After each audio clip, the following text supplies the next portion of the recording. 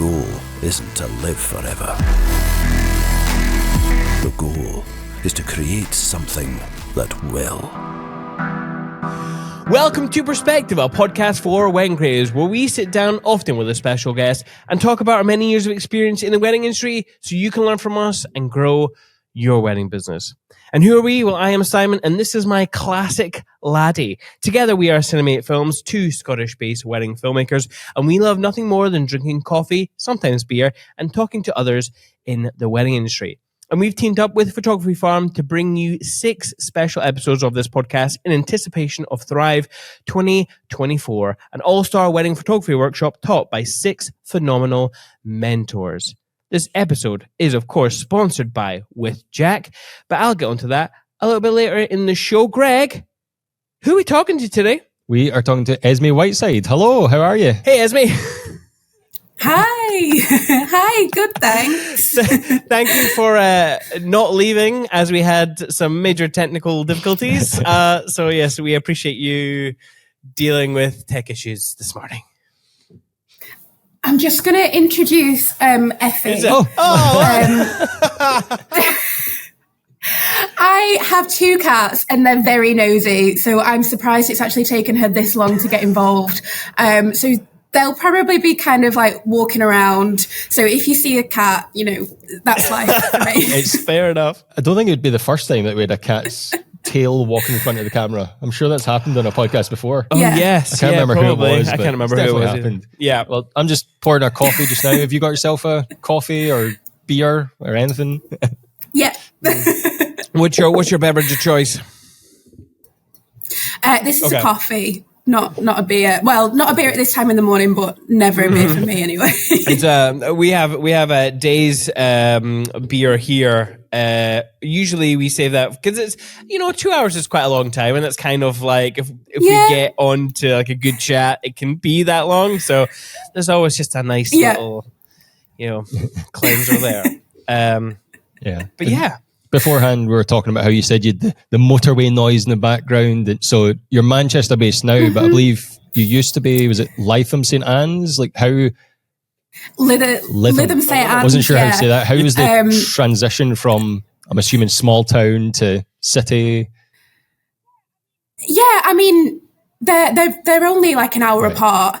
But yeah, I grew up in Lytham St Anne's, which is near Blackpool, which you might be a bit more familiar with.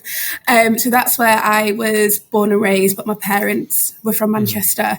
Lytham was a lovely place to grow up, but it was really small. I never really did any work around there.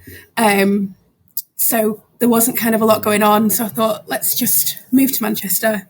So I've been here nearly 2 years now, and I absolutely love it. I thoroughly believe that Manchester is the best place in the world. Fair enough. Why is it garnered that kind of accolade for you? It's just incredible. There's such a great vibe in Manchester, and there's kind of something for everyone. Okay. I mean, I don't live in the city centre because that would be hell, I think, and having a car would be really difficult. But I'm only about 20 minutes on the tram from the centre of town. But there's just such a great vibe. Everyone's friendly. Everywhere looks cool. Whereas like London, I absolutely cannot stand. Everyone is like stomping around, having the worst day of their life. And Manchester's not like that. Fair enough. I mean, I've actually never spent any time in Manchester. That I can think of anyway. So I'm trying to picture what it looks like and what it is like to be there, but I'm drawing blanks. I reckon it's a slightly bigger version of Glasgow. Like, I've been a couple of times, mainly for nights out or go to a football game or something, go shopping with a partner, and yeah, it's a bigger version of Glasgow. It's got the same sort of feel to it. All right. Yeah. Okay, that's cool. And obviously, you mentioned your 2 Siamese cats. You also live with your partner, Rebecca. What does Rebecca do? Does she understand the creative mind? Does she? Are you sane or are you weird to her? Is kind of where I'm getting at. So Rebecca's a TA. So she deals with a lot of crazy because she's a primary school TA. and her class at the moment are like year 2. So kids are crazy at that age. Yeah, she kind of loves and appreciates what I do, and she follows a lot of other photographers because we dipped in and out of couple modeling for a little while. So she's very aware of the whole process. Yes. And yeah, she follows and likes a lot of other photographers as well, which is cool. In fact, on your website, I did notice that you had an image from Sean Bell, one of our favorite pals. Yes. So why the modeling and why Sean Bell? So that photo was taken at Photography Farm last year. I knew I recognised that. Yes, okay, that's what I thought, and I thought I recognised you as well. But that's cool. Yeah. Lisa got in touch with us and just asked us if we would model for Photography Farm. So we were photographed by Sean, Beatrice the Quirky, and Magic that day. But we first got into it because Joe Greenfield, we've been friends for years, and not too long after me and Rebecca got together, actually, Joe was like, will you come and model for my workshop? Like, I can't be arsed finding actual models, and I know you and you understand workshops, so that'd be really cool if you'd do it. So we did. And then when there's kind of a new model couple on the block, everyone then wants to shoot them. Yeah. So we did a lot of shoots in a short space of time. But back then, Rebecca was agency staff, so she could take off weekdays whenever she wanted. But now she's not agency staff, so we don't do that too much anymore. Well, we actually had our episode with Joe yesterday. It was yesterday, wasn't it? Yeah, recorded yesterday. Really good chat. She's, I love Joe. Yes, good fun. She's hilarious. It's so good. So it'll be good. It'll be good to go to Thrive and seeing you guys all in person and catching up. Yeah. But while looking at your website, I saw that you've been, top 50 UK wedding photographer 3 years in a row. Hell so not just once, but 3 years in a row. Yeah. How did that feel the first time, and then getting those next two? Like, how did it feel? It was crazy the first time, because the first time was 2019? Okay. No, 2020. 2020 was the first one. And I only went full time in 2019. So I hadn't actually been going that long. So I was really shocked, actually. And it was amazing. It was crazy. And then to get it again the next 2 years was just really cool, because you know it's coming up and you never kind of expect it to happen again. But to then get it again was really cool. Yeah, that's cool. And good job. That's cool. On your website, because I always like to try and do my best job at making sure I know who I'm talking to and what you are doing. But on your website, it mentions that you're inspired by fine art. Yeah, my degree is actually in fine art. Okay. It's not in photography. So I did 1 year of literature and classical literature and philosophy. And then I dropped out of that after a year because I just felt like I should be doing art, and I'd kind of been persuaded not to do art by my parents, and people were like, what are you going to do with an art degree? You won't get any jobs. So I went and did philosophy because there's loads of jobs as philosophers going. But I just felt every day like I should be doing art. So I did a year, and then I changed universities and went and did fine art.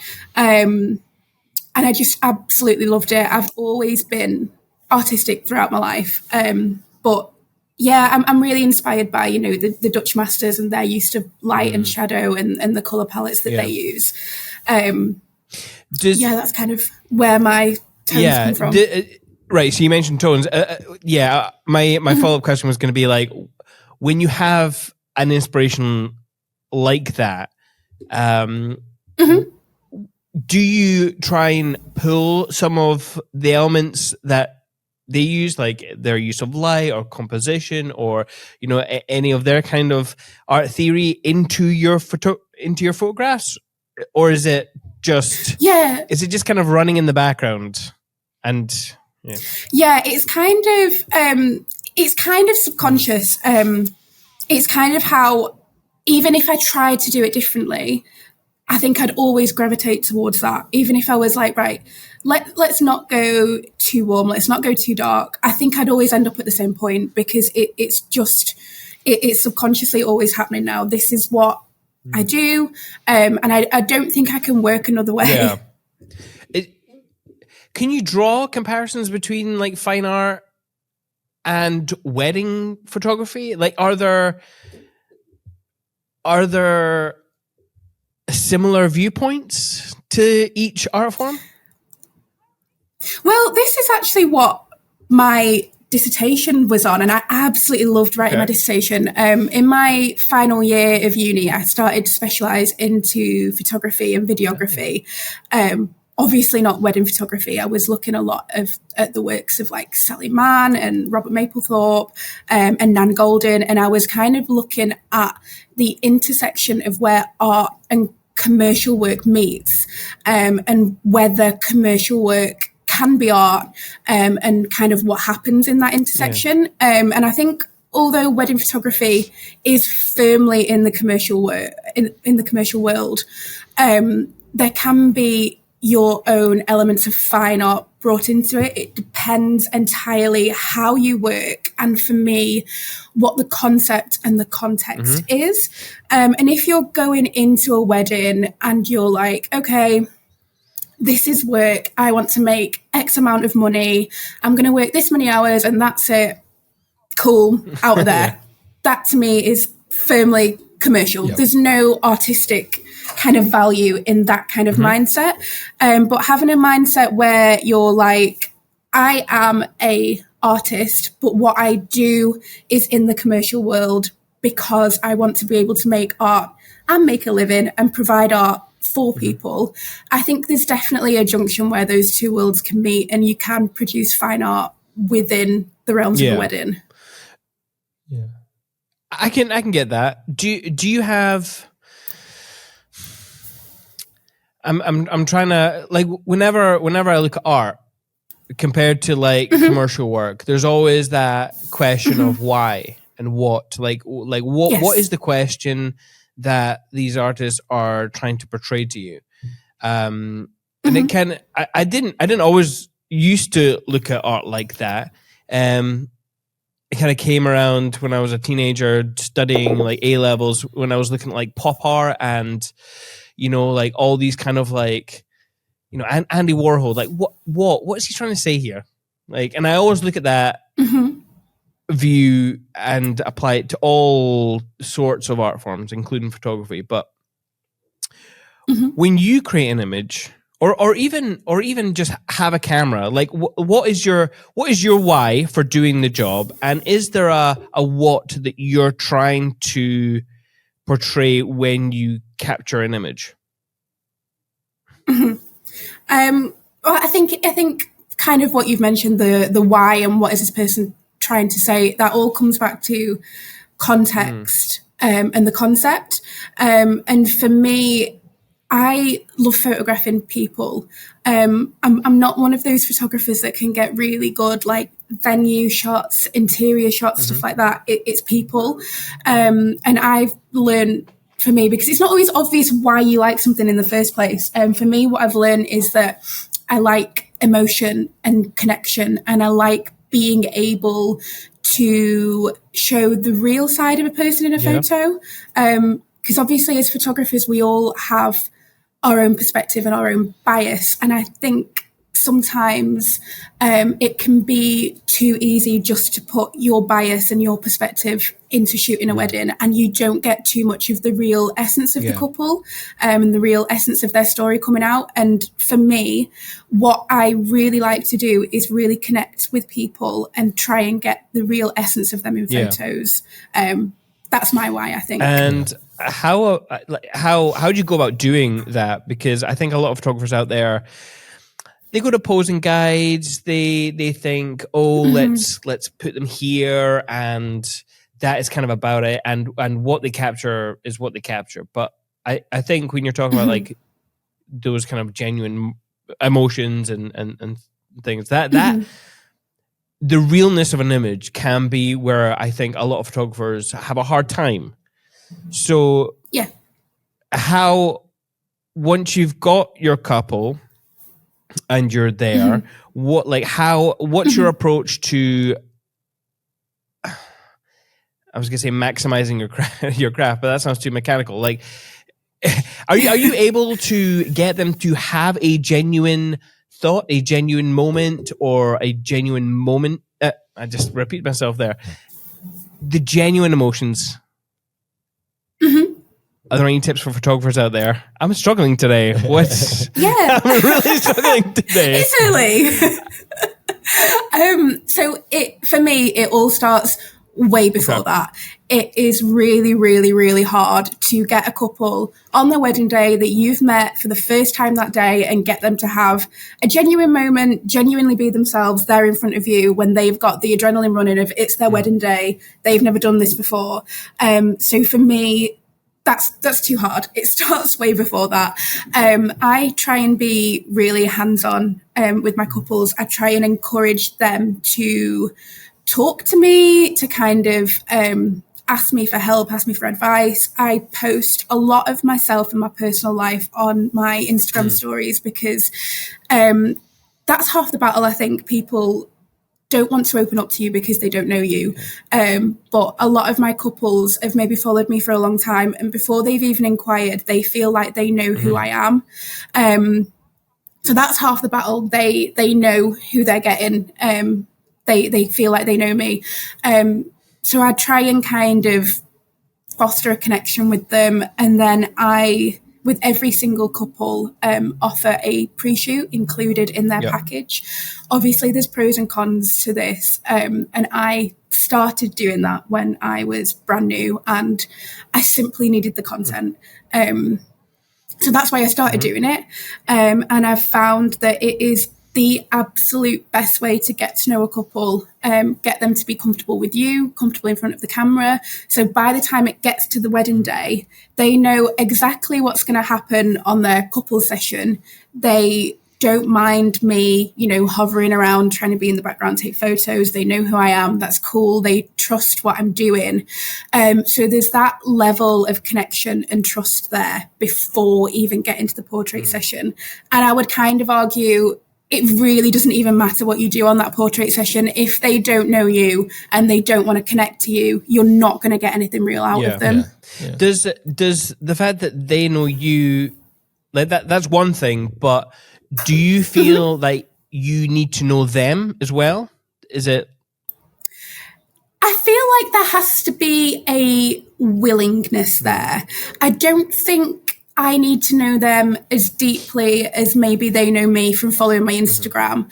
But I think I do need to know, at least a little bit about them, what kind of images they're maybe drawn to, what kind of stuff they like, whether they like the more playful stuff, whether they like the more intimate stuff, and kind of what levels of comfortability they're happy to go with as well. Like some people are cool to throw each other around and do piggybacks and whatever. Some people don't want that at all. So kind of knowing that is important. But the more someone wants to get to know me and kind of talk and connect, the better their photos will be, 100%. Yeah. You mentioned earlier about like you want to create art for the couple. Like you're not only doing photography to be a living, you're doing it because you want to create art and for the client, which is a couple in this case. Like you also mentioned in your online copy about like creating a legacy for the couple. How does like a legacy is really big word, and like so there's an importance on the day. How does that affect your approach to going into the day? Like does that weigh on your mind of these photos are going to be impactful, important pieces of art for them? I wouldn't say it weighs on my mind. I suppose I've always been quite confident about my work and about my approach, and confident in that I know that I can get that. So I wouldn't say it kind of ever weighs on my mind. The importance is obviously always there, because I think if you didn't think that this job is important, it's maybe something that you shouldn't be doing. So I feel like anyone that's an experienced wedding photographer should always obviously know the importance of what we're doing. But I would say you have to be confident and you have to back yourself to be able to create. If you're crippled with anxiety and self-doubt, you're not going to create to the same level as when you're just comfortable and you trust yourself. Yeah. I completely agree with that. I want to talk more about specifically weddings and specifically the balance that we all need to have, in that we are wanting as creators to create beautiful images, but also that this is a live event and you're there to document as well and to capture things that are fleeting and in the moment. How do you see weddings in terms of that balance between like posed images and candids essentially, and looking at the balance, how do you portray that on your portfolio? If that, even if it's like, and maybe that's not important to you, but. So how I approach your wedding, I'd say the only really posed stuff that I do is like the portraits and the group shots. Everything else for me, is completely natural. I don't really orchestrate anything else apart from, say, the bride's maybe getting her dress on and she could maybe move to the left a little bit and the light's a bit better. Stuff like that, obviously, which I see as like expert guidance. But yeah, most of the day for me is really candid and natural, and just kind of letting the day flow. And I'm there as an observer to watch what happens and capture that. I don't personally feel like it's my place to interrupt the flow of the day for the purpose of photos. Everyone's going to place a little bit differently on that scale of where they like to kind of control the day. For me, I only want to control it during the group shots and during the portraits. Everything else I like to happen as it happens. For me, it's not my job or my place to change how a wedding would naturally unfold. Yeah. Switching up a wee bit, talking about like wedding photography is an interesting one, because we're all like self-employed and our own bosses, so we can control our own lifestyle, but it's also a very demanding work lifestyle. Like how do you feel about your own work-life balance, essentially, or sort of workload? And also, how does like your partner Rebecca feel about like, going away every weekend and busy, demanding life? Yeah, I mean, this is a really good one, actually, because work-life balance for me has been a roller coaster. So I shot my very first wedding in 2018, and that was for like a family friend. That was late 2018. And then when I went self-employed, the very same day was the day that my dad sadly passed away, which has been like a defining point of my life and my career. So I was kind of thrown into self-employment and suddenly had this shadow of grief, trying to figure out how to work whilst navigating that. And that first year, my life completely changed. And the only thing that kind of stayed as a constant and kept me going was work. Like I shot a wedding 5 days after my dad died, which sounds crazy, but if you think back to the time, associates like weren't really a thing in the same way that they are now. You kind of only got an associate if you were like in hospital, like emergency. Like now people get associates, as and when they feel like they need them. But back then that didn't exist. And to me, I've worked since I was about 14. So to me, letting those couples down was not an option. So I just really clung on to work during that year as my whole life changed. And then we went into 2020, which work was completely decimated. And everyone was devastated, but I was devastated on a personal level because the one thing I had that kept my life constant was gone. Yeah.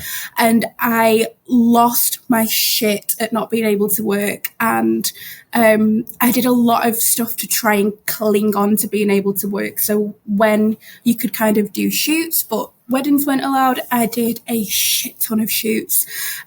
Me and Joe, actually, because Joe also lost her shit at not being able to work. We teamed up and did a lot of shoots. And then it was 2021 and 2022, and I did, I think, 58 weddings and then 65 weddings. So there was no work-life balance. And at that time, I was like 25, 26, and I was like, I'm shooting all of these weddings. I've got no free time, and I feel like I'm losing the best years of my 20s to work now that is way too much. And I had a lot of couples in that time that had booked me, a really long time ago when maybe I was brand new and a lot cheaper pricing, and they perhaps didn't particularly value styles of photography. They just had a certain budget and wanted a photographer that was local and within that budget. So I was maybe shooting weddings like that alongside the new bookings that really valued what I did. And that was really, really, really hard. Working kind of those new photographer bookings alongside established photographer bookings, and the difference in the couples and the way that I was viewed was really, really difficult. So then getting into this year has been like incredible. It has felt so quiet. I've been able to actually have a life that I kind of haven't had the entire time I've been working until this year. So it's just been really crazy. Rebecca does get it. She's pretty good, actually. And because she's a teacher, she gets obviously the half terms and the summer break. This month actually has been pretty busy because I've got 6 weddings this month. So I had a 2-week period that was really, really crazy. And she was like, oh my God, you're away again. And Rebecca has ADHD, so she doesn't always remember specific dates that I've told her and when I'm going to be where and when and things like that. So that could be quite fraught when she'd be like, oh, you're going away again. And I'm like, I've told you. Yeah. But then after this month, I'm finished. So I actually, so this year, my wife discovered that she has ADHD. Okay. And we, before the realization, maybe a few years before, I was noticing that, maybe some things were getting missed in the calendar. Like, we were all over the place. We had our Cinemate calendar, we had our family calendar, we had another calendar for the kids and food shop count, like all the lists in the world. How do you manage your essentially lives in terms of like lists or dates or calendars? Like, because I'm sure organization for many of us is difficult. So how do you cope? Yeah. I am and have always been a highly organized individual. And Rebecca is quite organized as well. But where we kind of differ is Rebecca has things that she prioritizes in her head that maybe wouldn't correlate with where I would prioritize them. So she will make a list and do the things that are of utmost priority to her. But maybe when I've asked her if she could do the dishes, that's at the bottom. So that gets forgotten. So the things that aren't as important to her on the list get dropped off and forgotten about. But on the whole, we're pretty good. Rebecca has a lot of, bouncy ADHD energy, whereas I'm a little more of an introvert and an observer. So that works really well because she'll come home and she'll be like, blah, blah, blah, blah, and I'll just listen. And take it all in. And that works really well for me because I'm not always a really big talker. You have to get me on the right subjects. because I'm generally quite quiet and quite shy, and Rebecca kind of brings that out. So we work really well in that way. Do you have any software that can help others manage their bookings and relationship and things like that? You know what? I am not a good person to ask about this because I do literally everything myself, like by hand. Okay. The only thing that I have something to aid me with is like accounting. I have like QuickBooks. Everything else I do like old fashioned. Yeah, I get you. You mentioned bookings there and how you did a crazy amount of bookings and then you've dropped down to more manageable now, but you still said 6 last month. So what do you aim for nowadays? What's your ideal booking number? So it's between 25 and 30. So this year has been 28. And yes, it's 6 weddings this month. So I did 3 in the first week of November. Okay. And then I've got another 3 in the next couple of weeks. I don't really have a specific kind of how many I like to do every month. I mean, 6 is a little bit much, but I really, really like weddings this time of year. So I'm kind of like, you know what, I'll be busy and then I've got none in December. So doesn't matter. But I don't like to go above 30 in a year anymore. Yeah. What about this time of year that you're... Oh, and by the way, so these episodes will come out sometime next year. Right now, it is autumn. Yes. Yeah, it's November. Yeah. So what about this time of year do you enjoy shooting the most? The most, I love that the grass isn't fluorescent neon green. Oh, yes. But that really irks me. I like the light. I like the weather. I don't like really, really, really sunny, hot weddings. In my personal life, I don't like that weather. But for how I edit and how I work, I much prefer an overcast, even drizzly day. And I like, especially this time of year, I actually like that it gets darker earlier because I feel like it adds just that extra sense of like atmosphere to the gallery to get that kind of full day. And I really like it that it starts to get darker earlier and you get that full story. I mean, obviously, as long as the ceremony is not at like 4:00, of course, you have to be a little bit more organized with winter weddings, but I do like that darkness kind of drawing in earlier. Yeah, that makes sense because like peak July, if you're shooting a wedding and they're doing the dancing and it's like marquee when it's still daylight outside, it just feels weird. It just feels weird. Yeah, it's still literally like perfectly bright and it looks strange, I think. Yeah, I agree. Can you remember, I mean, we're like, not even a time of year, but going back all the way to your first wedding, can you remember... Can you remember it? First of all, I suppose I should ask. Yeah, I mean, it was only in 2018. I can remember it. I absolutely loved that wedding.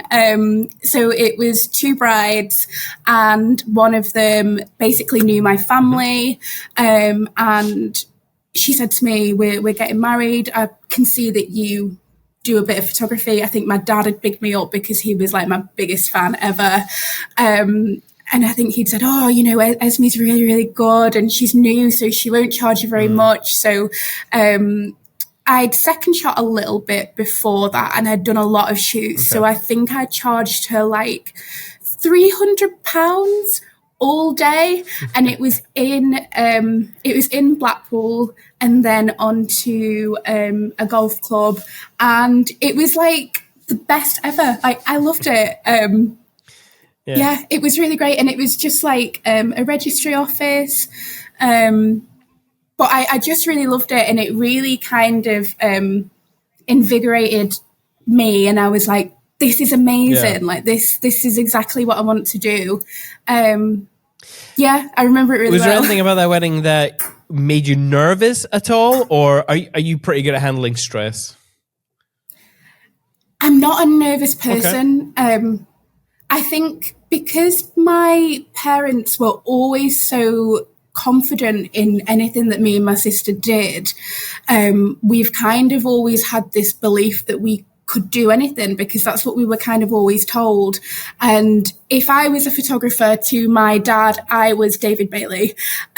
You know, I could do anything, and that's always stayed with me. I'm the type of person that if you want to do something, you need to just go and do it and try it. And when I started wedding photography, I had no experience in wedding photography. I was just like, for some reason, this is what I want to do. I want to do it. And there was no place in my mind where I was like, what if it doesn't work? It was always going to work.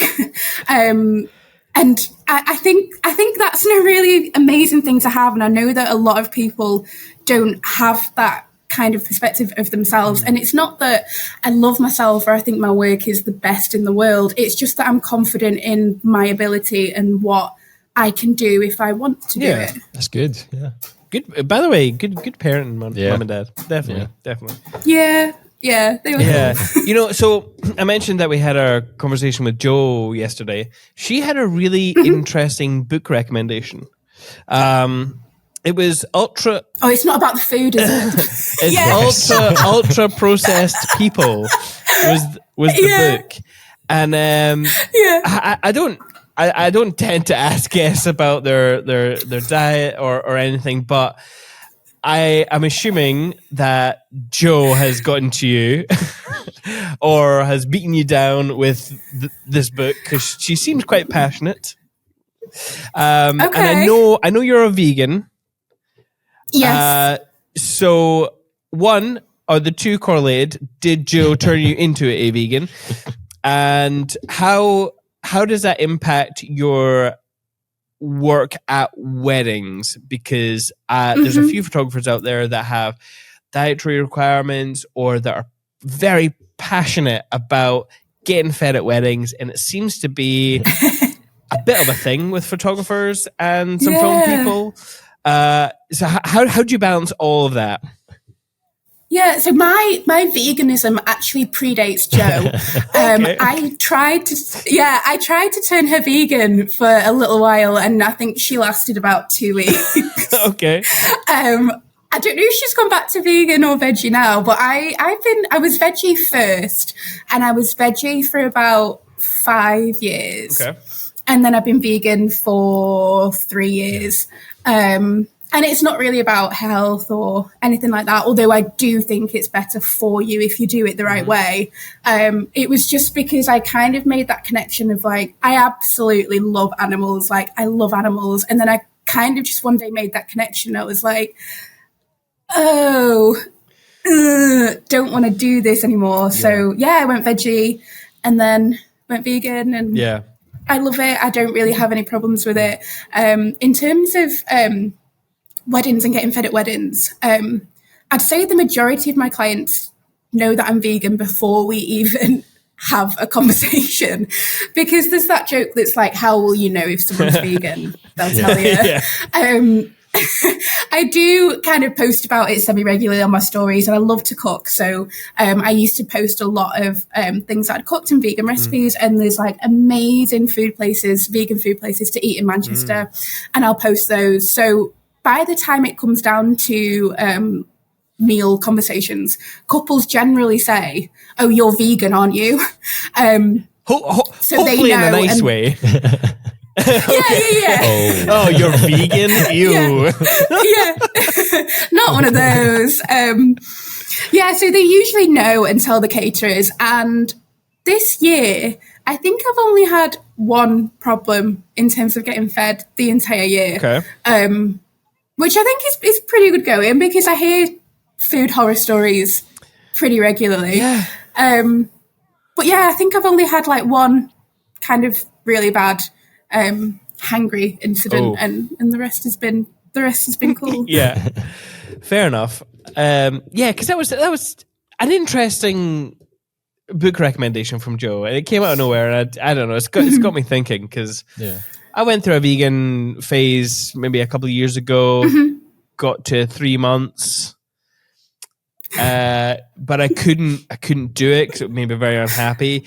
But I like philosophy and moral debates and things like this. So it was very much of like me facing up to the fact that I disagree with the food industry, animal cruelty, I'm not down with at all. But I am a hypocrite. But I think that's fine to say. Like, if you acknowledge that and know that about yourself, I'm not one of these people that's like, oh, everyone should be vegan. Quietly inside my head, I think that, but I wouldn't ever force that on someone. And, you know, it's not for everyone. And I think to do it in a way that's healthy and actually nourishes your body, you have to be quite good at cooking and you have to know your way around lentils and chickpeas and stuff like that, because I will occasionally eat like the vegan processed meats and stuff, but they're no good for you. They're not healthy for you. I think sometimes people kind of think that they are because they say that they're vegan, but they're not any better for you than eating processed meat. So if you want to do it in the right way, I think there's quite a lot of like kind of research and cooking that you need to do, which isn't for everyone. Yeah, totally. It's a lifestyle change for sure. But yeah, I do wonder, you know, how many people are in the same boat. You know. But yeah, I've had to face that fact that I am a hypocrite. So it's hard. I can't look at myself in the mirror. But there you go. Anyway, if you have liked this conversation, you can join us on YouTube at youtube.com/@perspective by Cinemate. Hit that subscribe button and the bell so you get notified when there's new videos. You can also listen to the podcast wherever you get your podcasts. And have you bought your tickets to Thrive? You're probably not. You're probably sitting in your car going, oh shit, I meant to do that when I listened to the last episode. But you didn't, did you? No. So go and buy your tickets right now. Pull over your side of the road, get out your phone, go, hey, Lisa, do you have any more tickets? Oh no, it's sold out. Ah, you idiot. Anyway, talk to us about your style. How would you describe your photography? So I'd describe it as dark and moody, first and foremost, warm, atmospheric, storytelling, all that kind of good stuff, authentic. That's how I describe it. Yeah. Before you ask the next question, I just wanted to ask, when, like, I always, when I ask guests to describe their style, it's always from the point of view of, a couple has come to you and asked. Do couples actually come to you and ask what your style is? Is that a thing? I feel like maybe a few years ago, or we've been doing this for so long, 10 years ago, it used to be the thing, like when a bride would read a magazine, it would say, make sure your supplier knows how to answer these questions. What's their style? Blah, blah, blah. But do people do that now?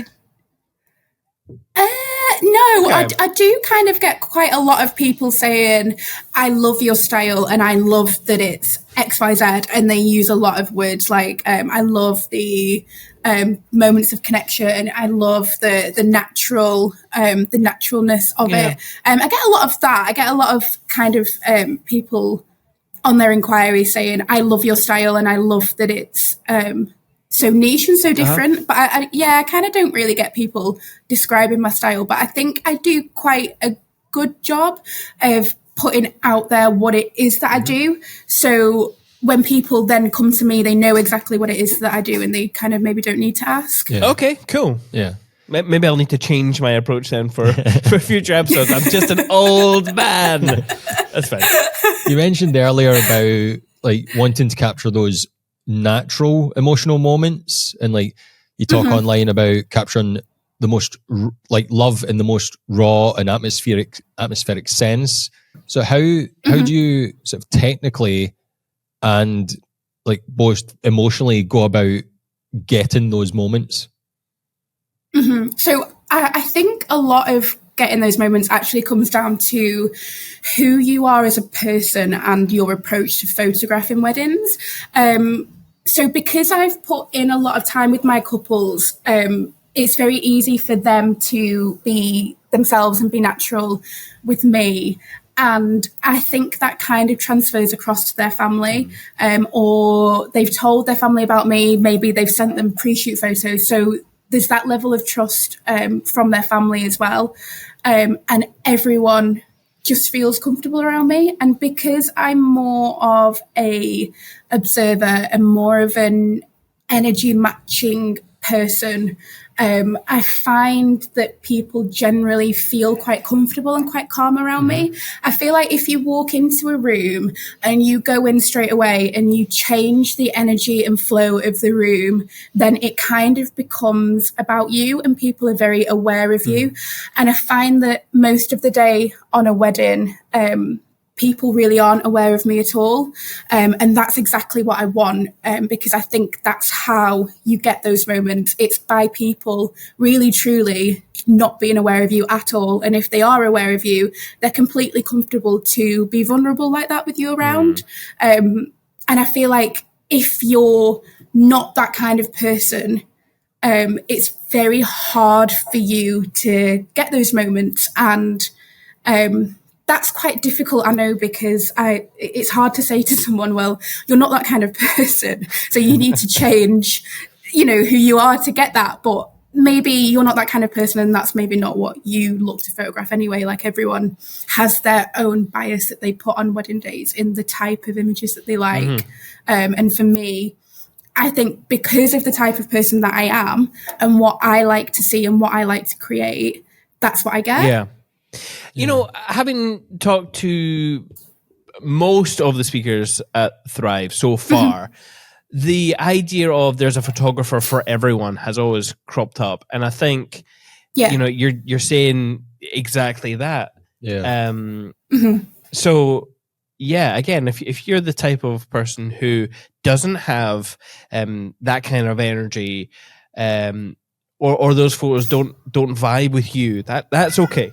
Yeah, that's okay. I like the way you talked about that there, because like we often say, and a lot of the guests say about how in the morning at preps, it's not great to go in with camera ready, shooting straight away, because like you want to try and ease in and get to know people and let them get used to you. But the way you put it there as well was an extra step to that, where it was like, don't go in with, like, if you go in and there's this sort of not somber but quiet atmosphere, and you go in like, hey, I'm here, oh, it would totally change things. So I like that sort of extra step that you added there.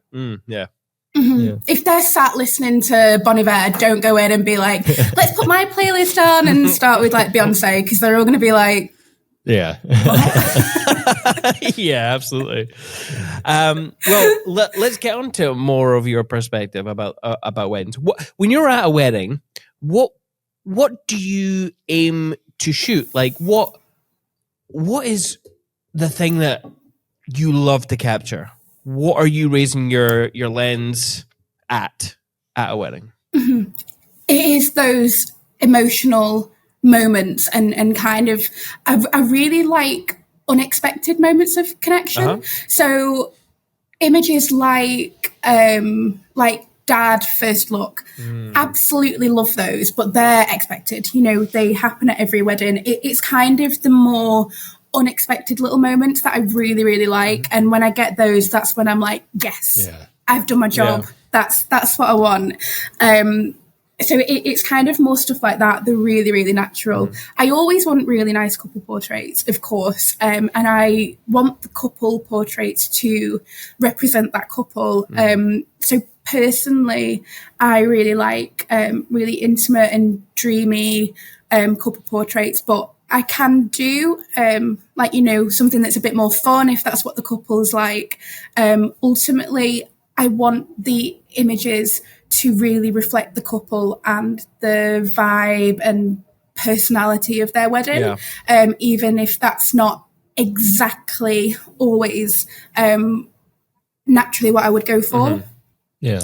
Those elements that, the surprising elements that you were talking about earlier, can you think of an example of like one moment that you weren't expecting that you've captured and you've looked back and gone, I love that moment and I'm really happy with how they came out in the images? Can you think of any particular moments?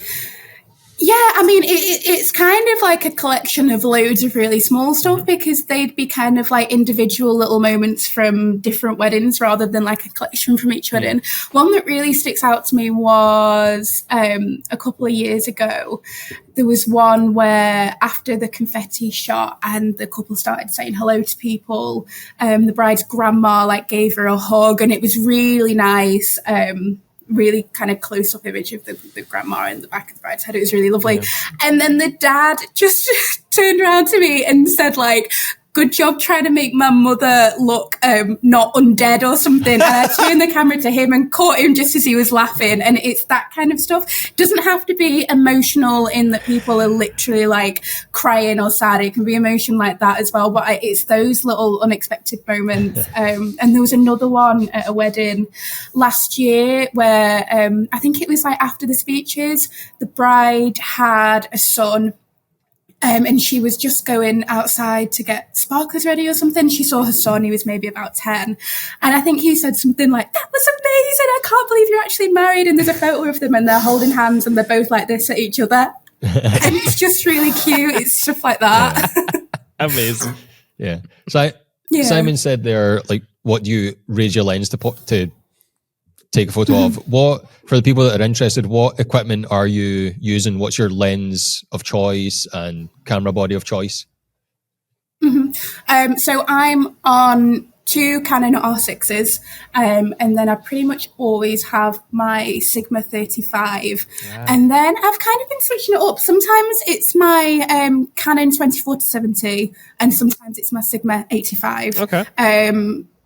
Yeah, that's kind of generally it. When do you switch between the two usually, or is there like a specific lens that you'd go to for a specific moment? Like you always take the 24-70 to the ceremony, or Yeah, it's that. It's that if I think that maybe my 35 isn't wide enough, then I'll go on my 24-70 to make sure I've kind of got that real full view of the ceremony, and then maybe I'll change to my 85 a bit later, or maybe I'll leave my 24-70 on. Yeah. We've been talking a lot about lenses in the past episode.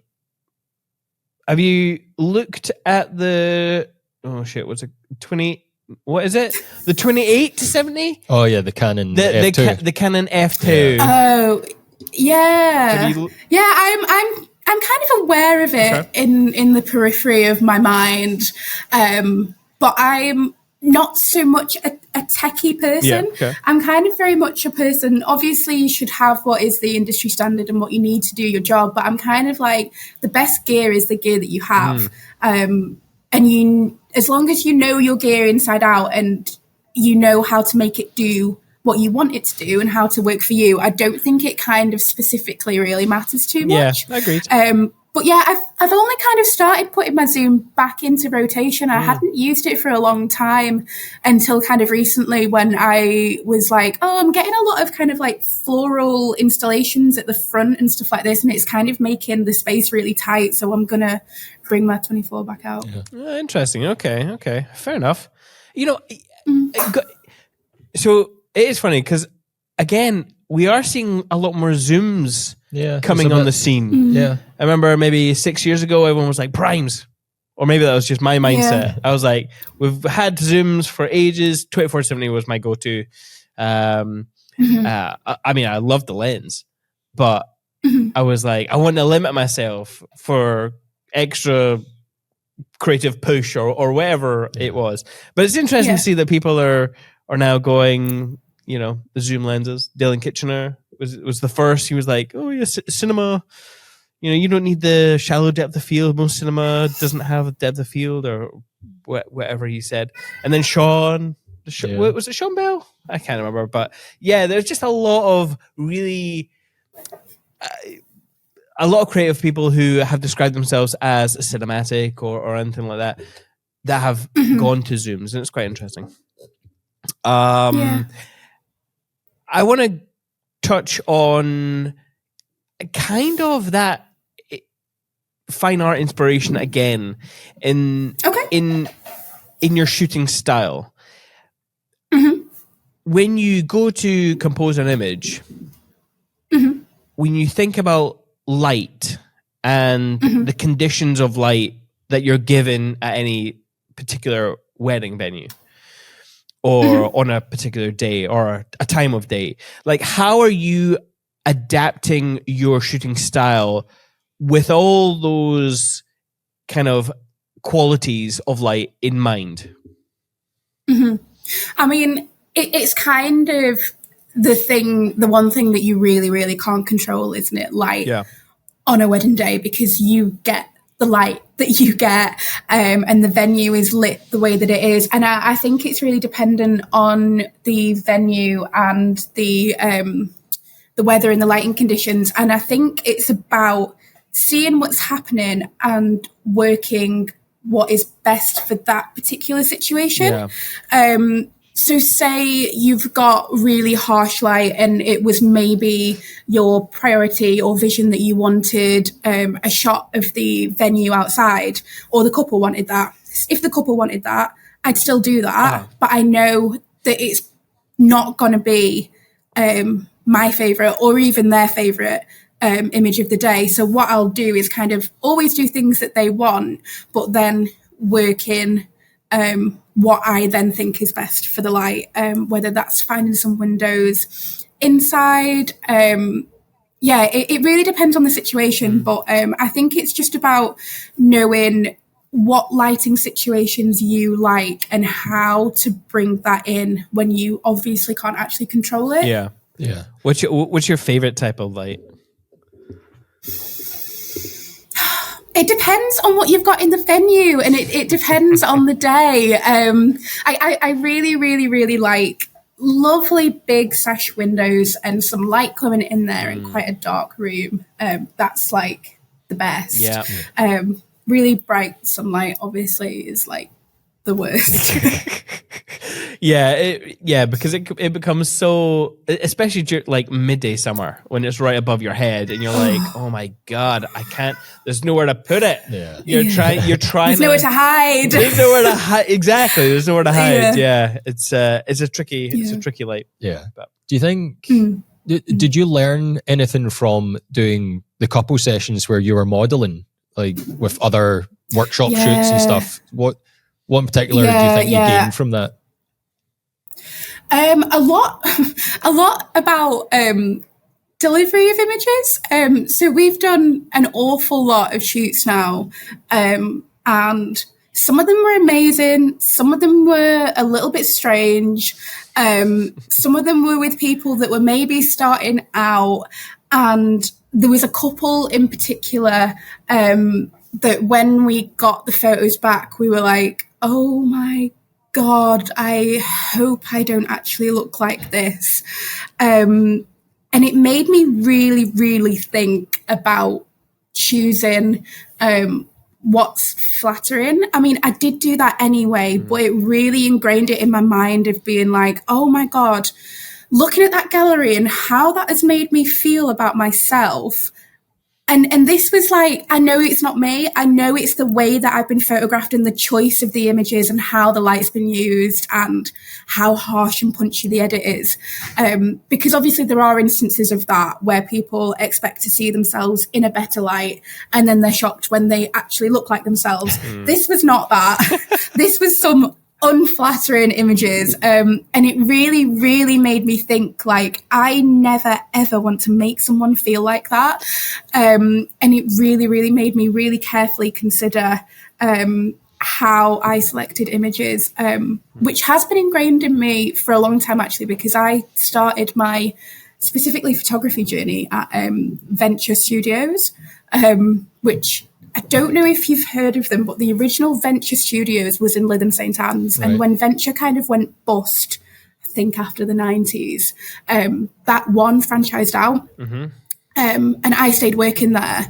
And it was like they'd sell vouchers in Tesco to come in for a free photo shoot. Right. But then the images would be like, I think it was like £750 for like 30 images on a USB stick, but they didn't know what the prices were.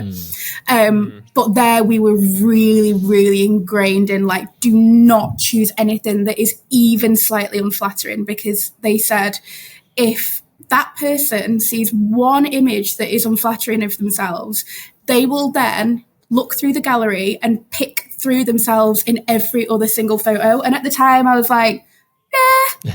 And then I started to get galleries back of myself, and I was like, no, that's true. You really do that. You see one unflattering thing in one photo that's something that you don't like about yourself.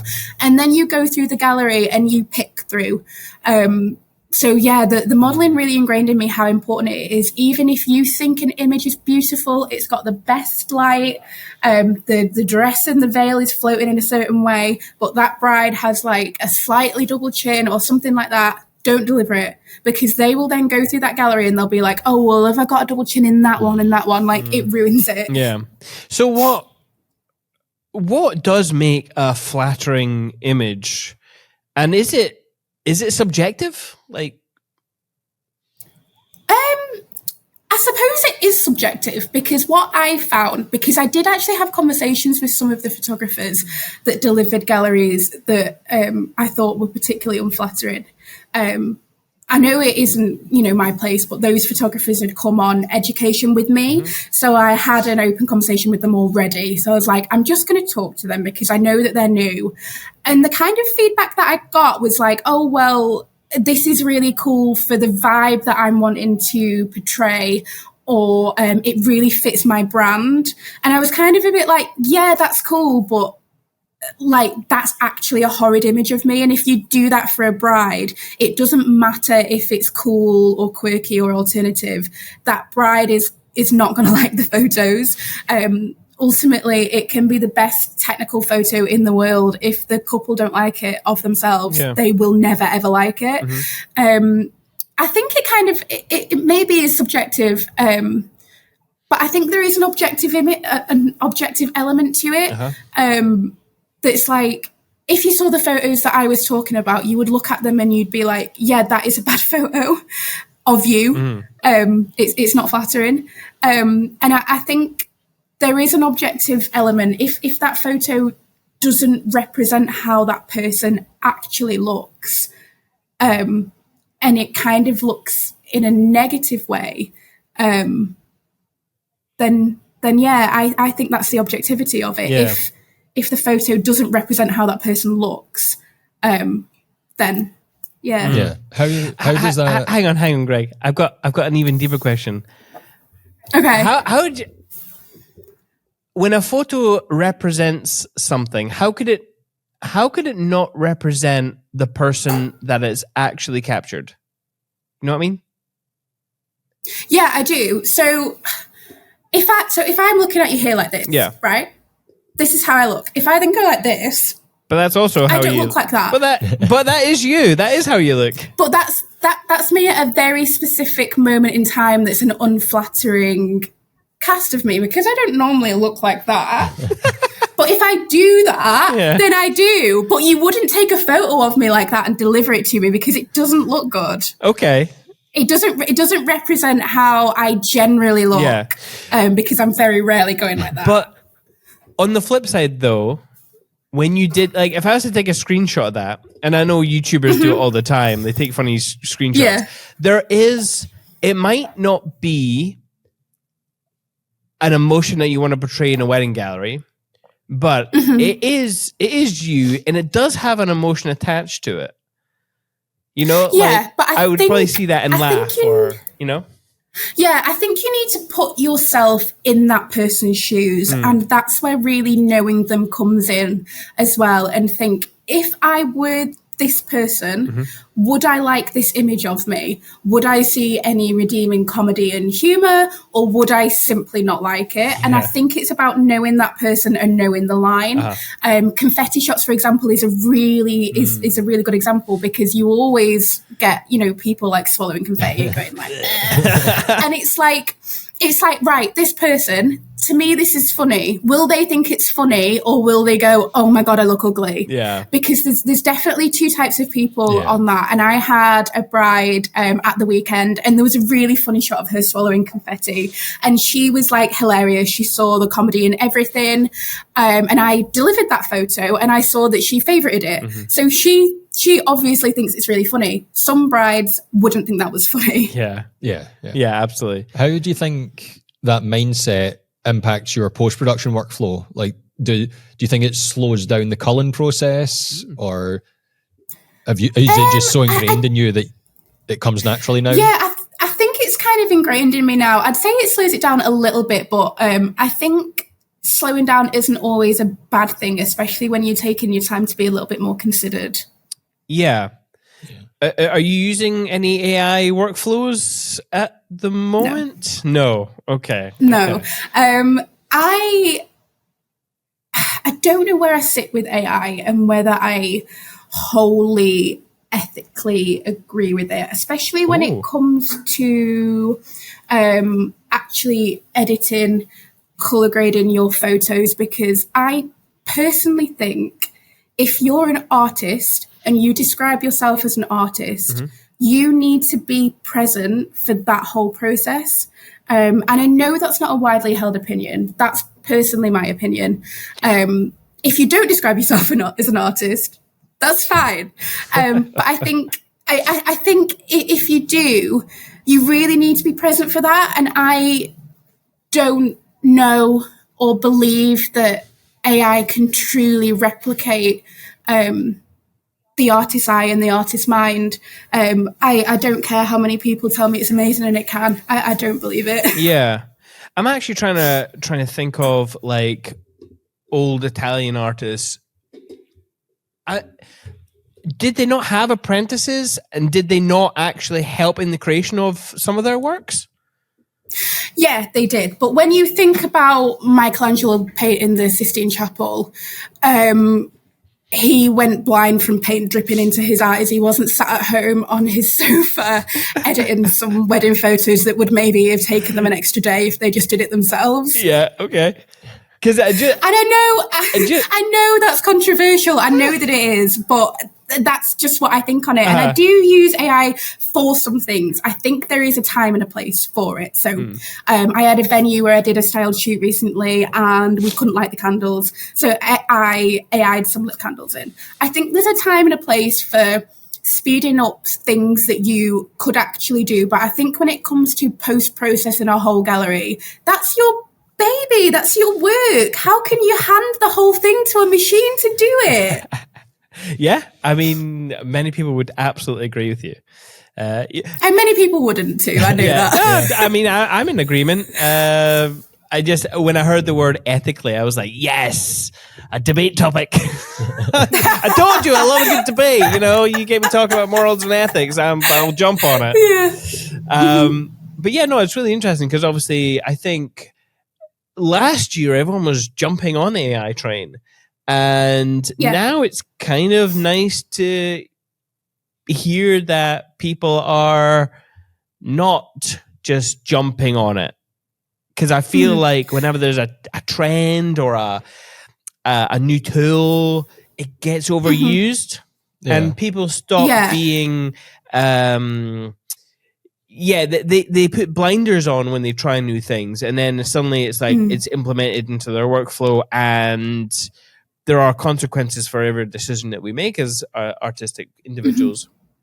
And sometimes we don't always give the thought to how that actually affects the end product, you know? Yeah, and I think last year and the year before, you know, people were in the depths of dealing with COVID postponement. So I can understand and allow AI processing last year and the year before, because I think it's better to use AI than get yourself into a rut where your mental health is really bad because you can't deliver things within timeframes. I totally get that. And I don't have kids. I don't have dependents. You know, I have the luxury of more time than maybe other people have.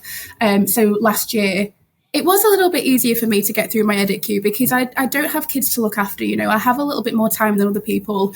So I can understand people, you know, needing that last year. This year, I don't think there's an excuse for you to need to use that anymore.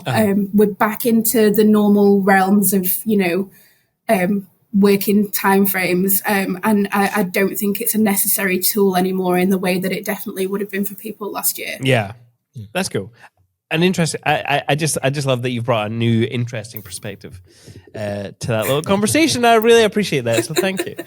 And if you disagree, you can leave your comments in our YouTube video down below if you are so inclined. Hey, I'm Ashley from With Jack. I'm one of the sponsors of the Perspective podcast. With Jack helps to keep photographers in business by supporting them financially and legally if they have problems with a client or they make a mistake in their work. We've all had that fear of our CF card or our hard drive failing and losing important photos.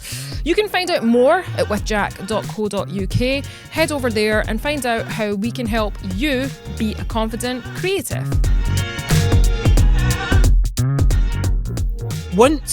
So let's get on to your editing process. Since you do everything by hand, talk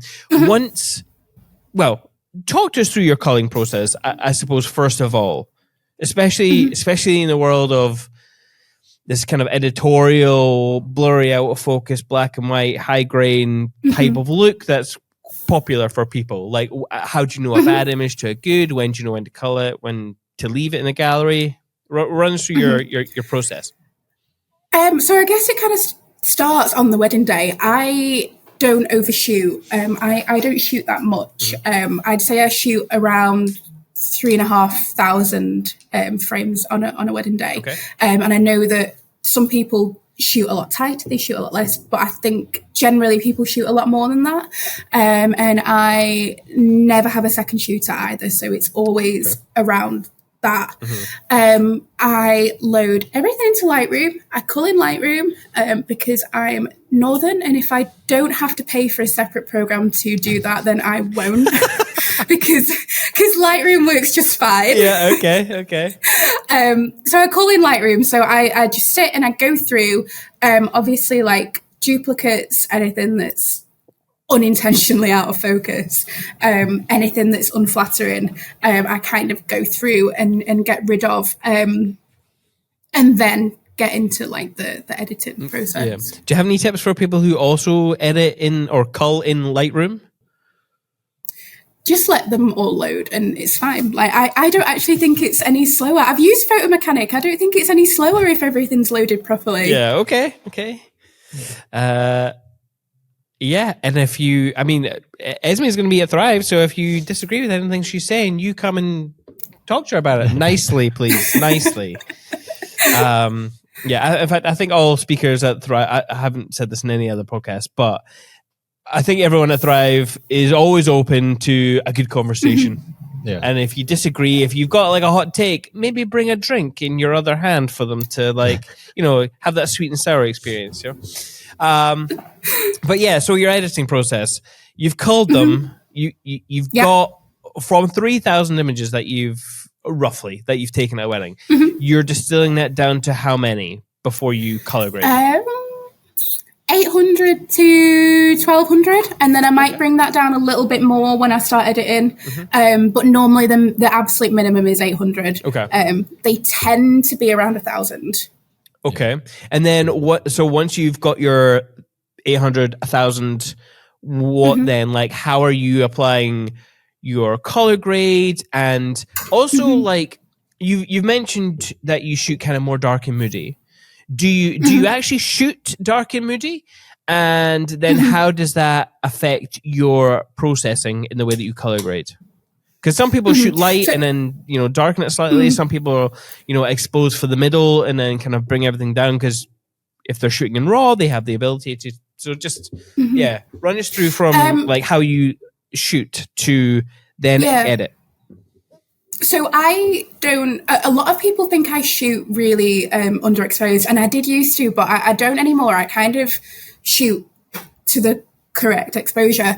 But what I do is shoot in Kelvin, and that really, really helps me. I hate auto white balance. When I shoot auto, I look at the back of my camera and I'm like, ugh, everything looks so cold and horrible.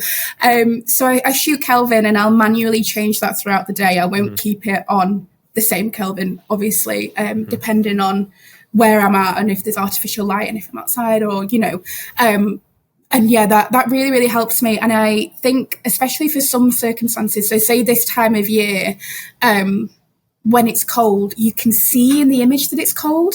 And I think if I hadn't have shot Kelvin, I definitely wouldn't have been able to get that warmth that I wanted without it looking really, really weird. So that's the main thing that I do. I shoot Kelvin. I never, ever, ever shoot auto white balance. For people who... So there are a few photographers out there who we've spoken to who just don't understand Kelvin or anything like that, because I suppose they probably feel like they don't really need to. Again, with shooting raw, you have so much latitude. Kelvin, for video people, I mean, we're used to that, I think, for the most part, because we don't have the latitude, so we kind of have to make a decision in camera. So for those people who don't understand it, can you like explain a little bit more as to what that is? And obviously you mentioned why you shoot, but like talk to people who don't have a lot of experience in Kelvin. So it's basically you choosing and setting the white balance for your camera instead of doing it auto and it decides it for you. The thing that I always think is, you know how you want to shoot. The camera will shoot technically what is correct, but that doesn't mean that it's correct for what you want.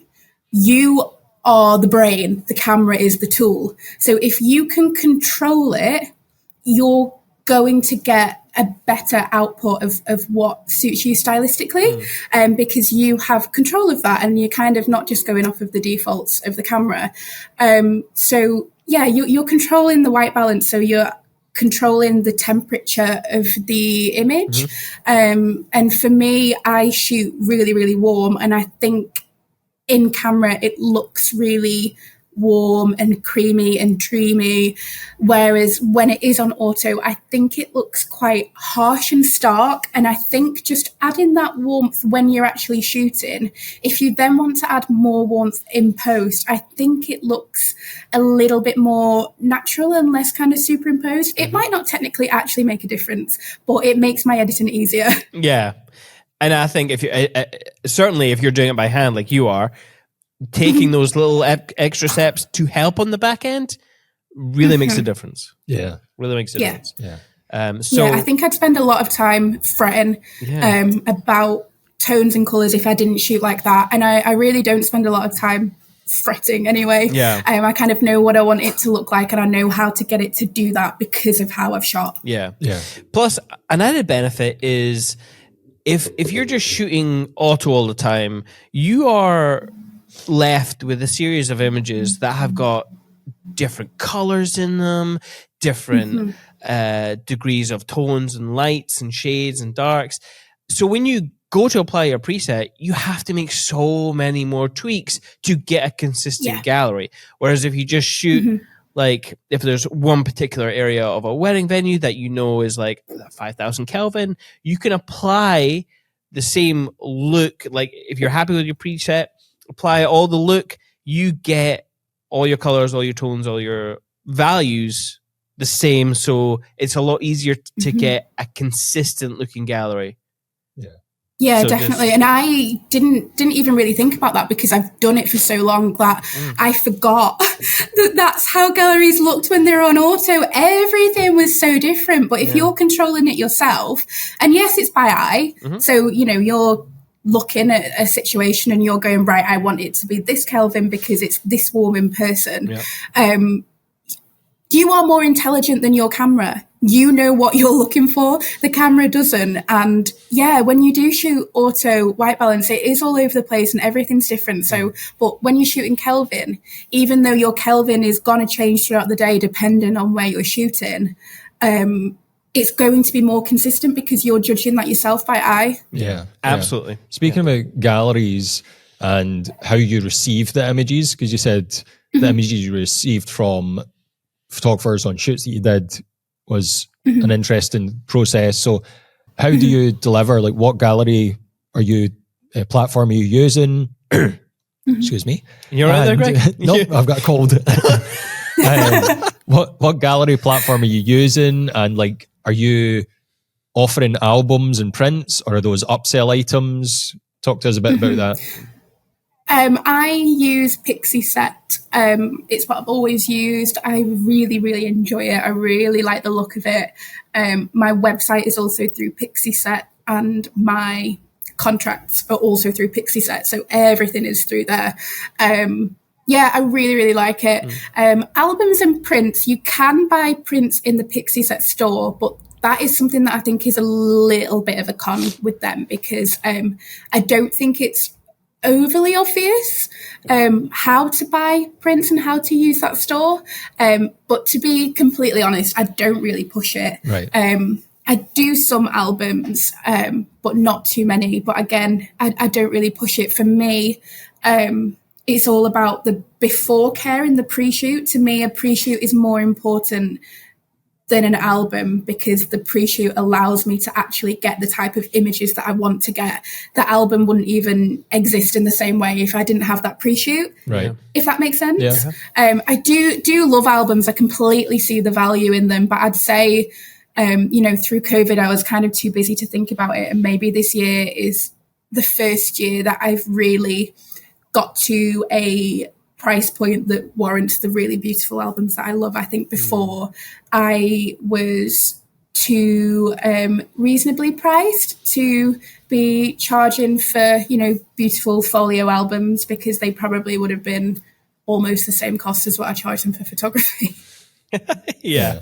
Well, since we're talking about pricing and all that kind of added on stuff, when a couple come to you and say, "I want you to shoot my wedding," what are you charging them, and how do you structure, your menu? Your menu? You're not a chef, or are we? Are we all chefs secretly? Yeah. Forgive my weird choice of words there. No, it's fine. It's fine. So my pricing is actually public on my website, and I've always had it that way. I'm someone that's kind of all about transparency, and it annoys me personally when I go looking for a service and I can't find the price. I'm like, why is this shrouded in mystery? That's annoying. Now that I can't find it, I actually don't want to know. So I have my prices public, and I always have done. Yeah. So I charge £2,800, and that includes a pre-wedding shoot, and that includes UK-wide travel. And I try and keep it really simple and just say that's kind of everything. If you want an album, that's extra, but you can decide that after the wedding you've actually got your photos. I just literally have one package, unless it's micro weddings and elopements, which is hour by hour. Okay. Yeah. Okay, cool.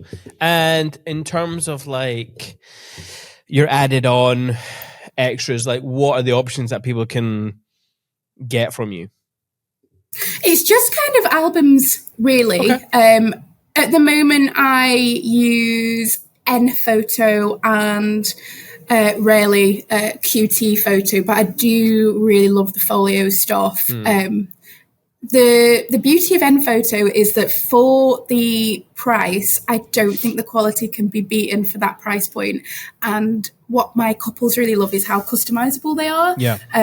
They're a lot more customizable than QT. And I think the clients that I've got at the moment, they prefer having those customizable options to the, say, like archival grade paper. Yeah. This is not something that we normally ask our guests, but I think I'm going to start asking it after our conversation with John Dolan, who hand delivers the final product to his clients. Now, how are you delivering your images? And I'll just leave that. How are you delivering your images? So they get a email gallery link from Pixieset, and that's how they get delivered. Okay. In terms of like the way in which you deliver them, not how, like not like a digital online gallery, but like, are you leaving every wedding day, going home at night, importing, and while you're importing, you're just slowly or actually very quickly, getting a few what are they called? Previews. Previews. Yeah. Sorry, Greg. Sorry. Yeah. Are you gathering some previews and posting them very quickly, or are you trying to linger, or even are you kind of like a halfway where you're like, okay, well, if I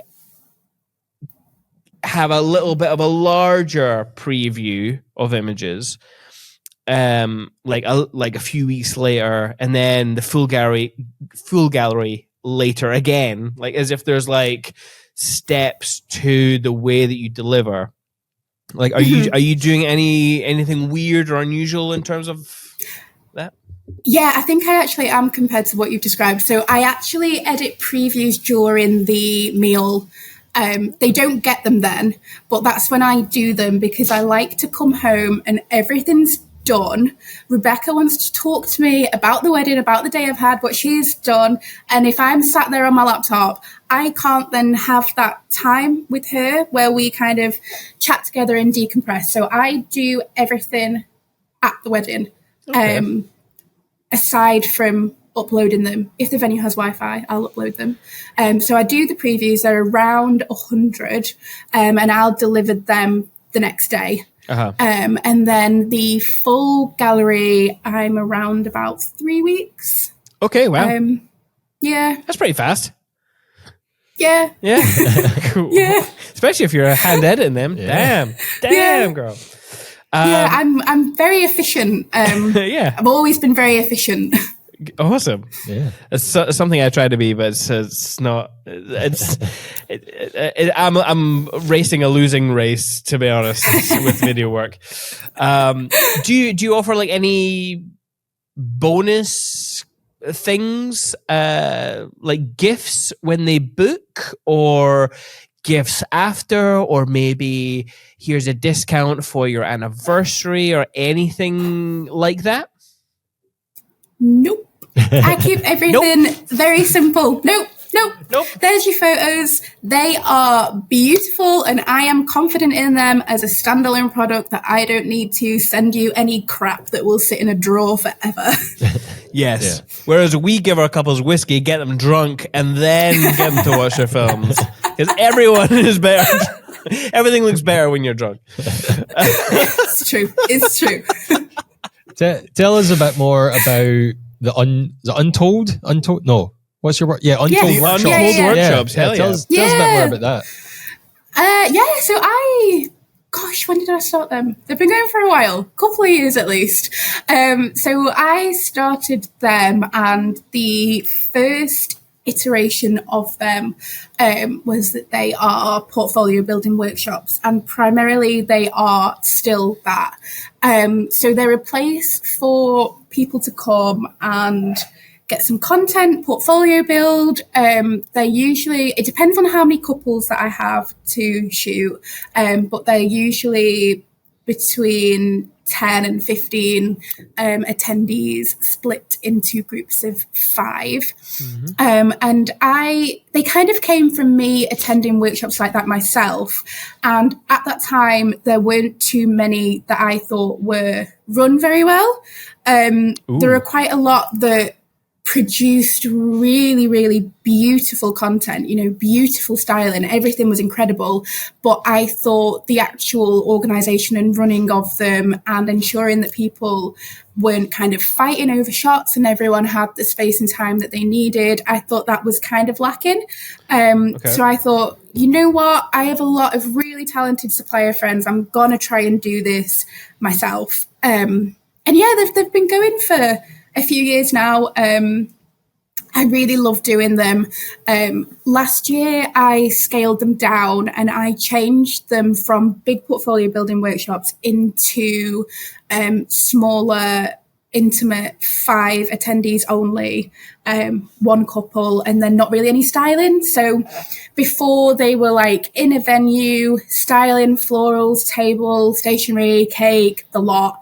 And then I changed them into being 1 couple. They were in, wedding outfits and they had flowers. But it was more about using the time and working together and creating, rather than like, oh my God, I've got this couple and this setup and I've got 30 minutes. It was more about thinking intentionally about what you're doing and slowing everything down. And they were really, really lovely. I loved those. I did quite a lot of those sessions. And then in September, I did my first big one in about a year. And what I wanted to do was basically, I missed like the styling and the florals and the kind of big setups, because I do really like photographing that stuff. So I brought that back, but I still wanted it to be intentional, authentic. So I kind of just tried to emphasize to everyone slowing down. And it was really, really successful. I really loved that one. So yeah, I was going to put one on for December, but the end of the year has come around too quickly and I don't think I'm going to. But I really, really enjoy running those, and I especially like when really new photographers come in, because it's really nice to kind of teach and mold people from nothing and then see what they create at the workshop and see what kind of editing styles they're experimenting with and seeing what they get out of it. Yeah. Yeah, that's cool. That's really good. Yeah, sounds good fun. I really like that. Yeah. Have you learned anything from putting them on? I've learned that it's a lot harder to shoot at your own workshop than it is to attend. Fair enough. Yeah. It's so hard because there's normally like two groups.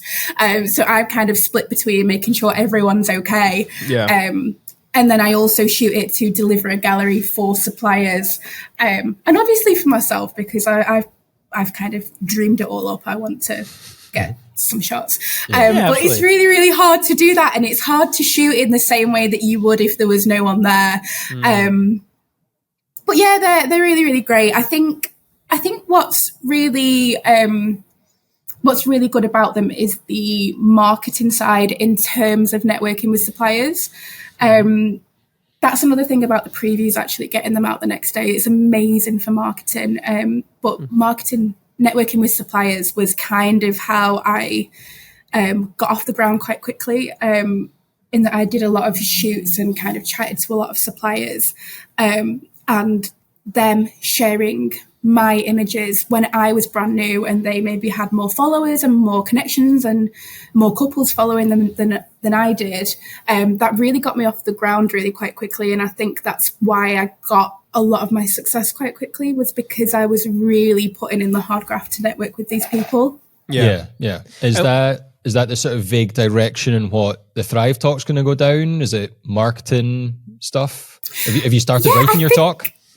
No, I haven't. I think Lisa wants me to talk about social media, because all of my work historically has come from Instagram and in the past couple of years, TikTok. And I think TikTok is something that really mystifies a lot of people, and they want to use it, but they don't understand how. Yep. But some of my favorite weddings the past couple of years they've actually found me on TikTok.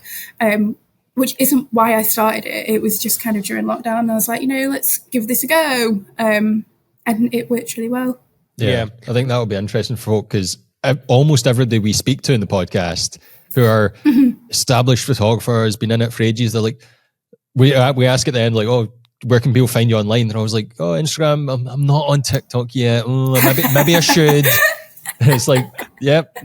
Everybody feels they should be on it, but they're not sure how to use it yet. So yeah. I do think it's not for everyone. And if you're not someone that engages with TikTok or uses the app, and you just start it for business and start posting, you can really, really tell, and it looks disingenuine, and that's when it doesn't work for people. Yeah, I think that's probably what we did, to be honest. So I try to avoid TikTok because I go down rabbit holes all the time, and I'm so easily done. I'm so easily distracted. So I just can't. I enjoy it, and there's sometimes I go down it, but I can't. Oh, I just can't, Esme. I just can't do it. No, I get that, but I think there's ways to market your business for everyone, and I use TikTok. It works for me. That doesn't mean that it'll work for everyone. And that doesn't mean that you're bad at marketing your business if TikTok isn't a tool that works for you. Like, I'm shit at SEO. I don't understand it. But I don't get my work that way, and I don't think clients would look for me that way. Yeah. So that doesn't work for me, and that's cool. There's kind of no point in telling me I should get on SEO, because I'm like, well, I'm not going to. Yeah, absolutely. Yeah. Gregg, do you know how we got our business? Recommendations. So photographers, if you're out there, recommend us. I'm just kidding. Right, now it's time for my favorite part of the podcast, Esme. Favorite part. Okay. Show and tell. So, show and tell is where I've gone through some of your portfolio, and I have selected a few images that I would like to know either your thought process on why you captured it, or just the story behind it. Okay. And we'll pick this one. Okay. Can you see the screen okay? I can. I know which image it is, but it's very blurry, but it's fine. I know which one. Okay, so yes, that's fine. As long as you can see and know the image we're talking about, great. Mm-hmm. So the reason I picked this is because I'm always intrigued about relationships with clients, especially when you're getting them to do the unusual things that maybe you wouldn't find at every wedding. So asking them to jump in any body of water is an unusual concept for many couples, especially having been married. However, talking about your shoots and your workshop, I am now feeling that this image is from a workshop or something. Yeah. It is? Yeah, okay, cool. It is. Well, I mean, it's very cool. What was the thought process behind the concept and idea of get them in the water, and what was going on here? So the concept was very different from what actually happened. This was from one of my small untold workshops. So I had, I think, 4 photographers with me on this one. And the concept, so this was a Blackpool Beach, where I'm from. I absolutely love shooting there. So that is Blackpool Sea. They were absolutely fine after. But the concept was we had like this, she was in, it's not actually a dress, it's like a long sleeve like caftan thing, and it had trousers at the bottom. So like it's kind of like wrap over at the front, and then it's really long. So the theme was like Western theme. They were going to have like guitars on the beach. We were going to have like rugs and cushions and lanterns, and go for like that really cool wild bohemian vibe. Anyway, because of train strikes, the models were about an hour late. So I was doing my talking before, that was absolutely fine. And it was like glorious, lovely sunshine, was going to be like a beautiful golden hour, perfect for the shoot. And then literally as the models arrived, the heavens opened and it was crazy. Like maybe some of the worst weather conditions I have ever shot in. Yeah. But I was like, you know what? I actually love shooting in weather like this. And as long as you have a couple that is up for it, you can get what I think are really raw and atmospheric romantic images. So we were shooting like on the flats in front of the dunes. And then I was like, fuck it, this weather's not going to change. It's not going to stop raining. Let's just go in the sea like we'd planned to do at the end. This is where we're going to get the best stuff. So we went in the sea. It was like absolutely hammering it down. It was lightning. You couldn't hear anyone like speaking to each other. The models, they were a real couple. They were actually together, and I had photographed them before. I always, for the small workshops, really like working with couples that I've worked with before because of that connection. Yeah. So I had a really good relationship with these two, and they kind of knew what I liked and what I looked for. So that was really good because they couldn't hear me talking anyway. So they, so they were just doing their thing, and there was lightning in the back. We did obviously get that nice soft light in the back, but you can literally see the rain bouncing off the sea. And then the lightning got even worse, and we had to call it a day after about 20 minutes of shooting. That evening, actually, our house in Lytham got struck by lightning. That's how bad it was. Wow. Yeah, and we were on the beach in the sea. Yeah. I think that's a good analogy for a wedding, or like trial run for a wedding, because you can be shooting speeches and outside the window there's beautiful sunset and you're like, oh, I want to take them out. And as soon as speeches finish, you get them out for a shoot and it's raining and you just have to roll with it. So yeah, that's just a real life. Yeah. And I think although obviously you'd never get a couple doing this, most venues aren't next to the sea anyway, you'd never get a real wedding couple doing this. I think showing things like this shows people a different perspective of extreme weather conditions. And I think a lot of my couples know from seeing me shoot stuff like this that although they wouldn't do exactly this, rain is not going to be a problem. Yeah, absolutely. And you know, it's so. This is why I love hearing the backstory of an image, because you're talking about how you know, thunder and lightning, and no one could hear each other talk. But I look at this image, and it's beautifully backlit. The light is soft and beautiful, and there's waves, and the couple are wet, but it looks calm. Yeah, and they look like they're having a great time. Yes, they look like they're having an amazing time. They're like, oh, this is lovely and warm. Oh, so nice. Oh, I bet it's anything but warm. That's for sure. It actually wasn't that cold because I was also, I was also in it. It was in summer. I think it was like June, so it was pretty warm, and the water was pretty warm. But it was just terrible weather. Yeah, absolutely. Well, let's move on. Next image, Gregg.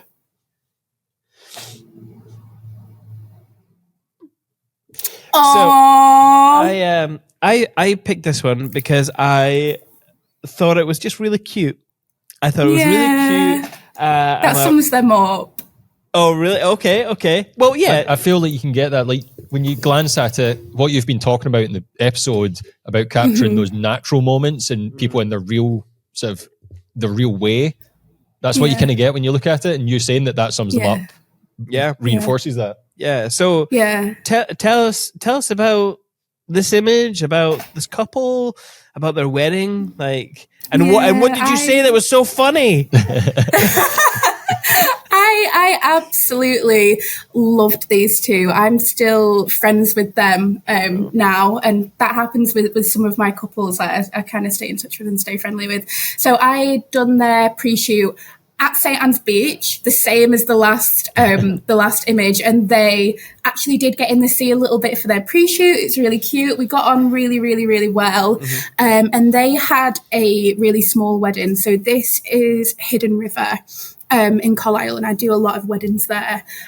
This is the main barn, but they actually got married in the cabins. And this was autumn time. They had like a really autumnal themed wedding. And it was when I was actually trying to get Rebecca into wedding photography. So she came with me on this one.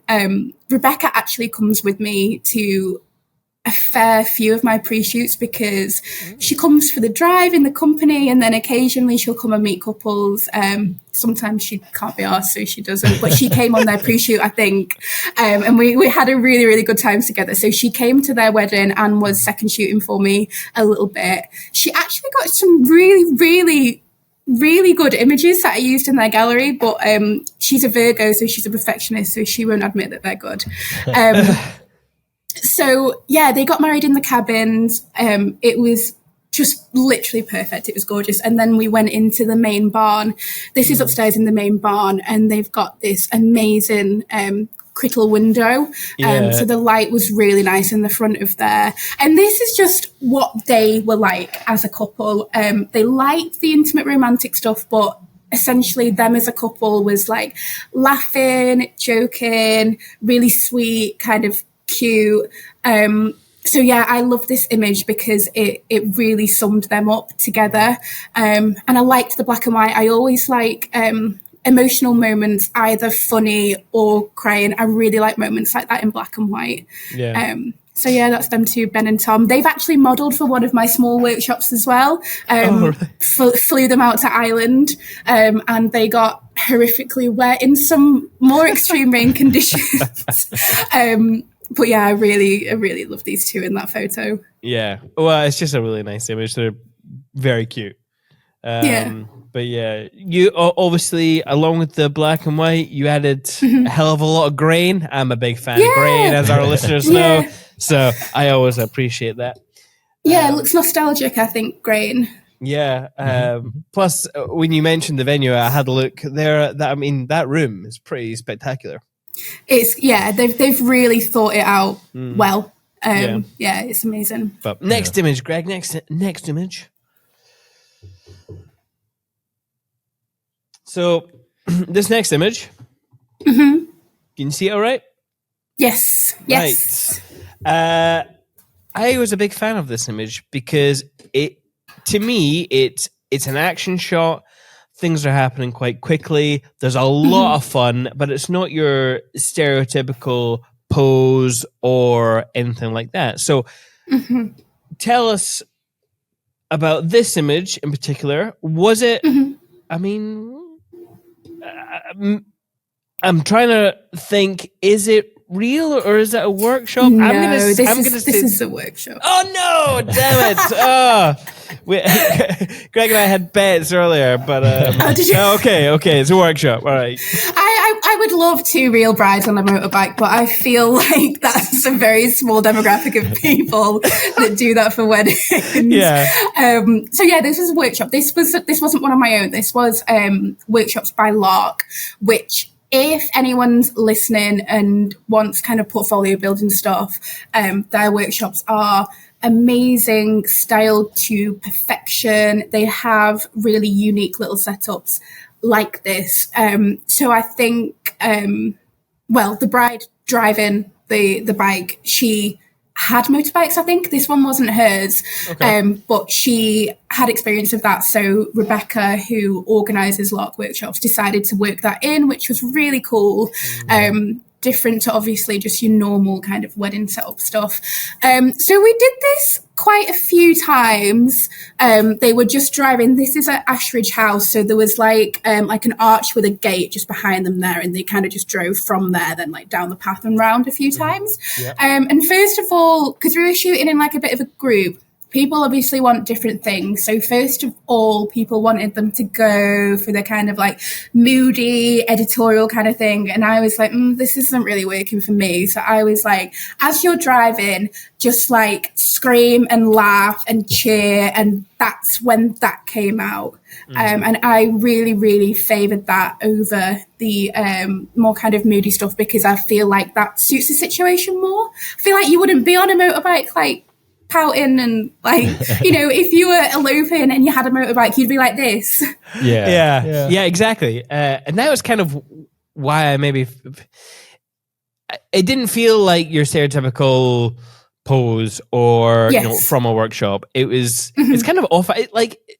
It's an interesting angle because you can't really see their faces that clearly. Obviously, the person driving or riding the bike, you can see her smile and stuff, but it feels more like an action shot. So I think you can't really see, but you can feel it, and that's what I really like in my images. That you might not always maybe know what's going on, you might not know the context, but you can feel it. Like I think even in that last image of the boys, you don't know what they're laughing at, you don't know what's happening, but you can feel that happiness off of them, and that's what I really like to do in my work. Yes, absolutely.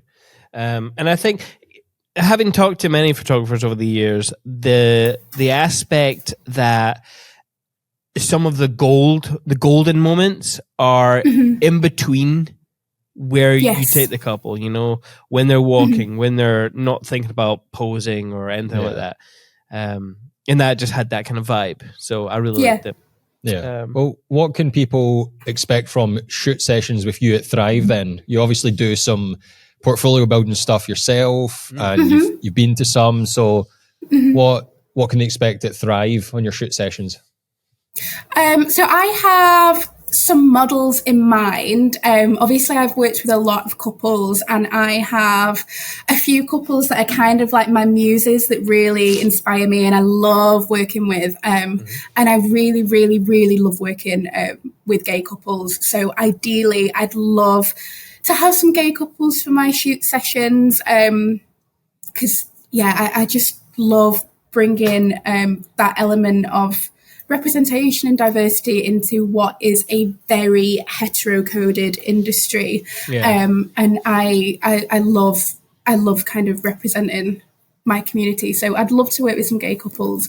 I really am picky about flowers and dresses and styling. I put a lot of time and thought into that, and I like them to be kind of ahead of trends. I like them to be really fashion-led and not too tapping into trends. So I like something that's kind of editorial but not expected.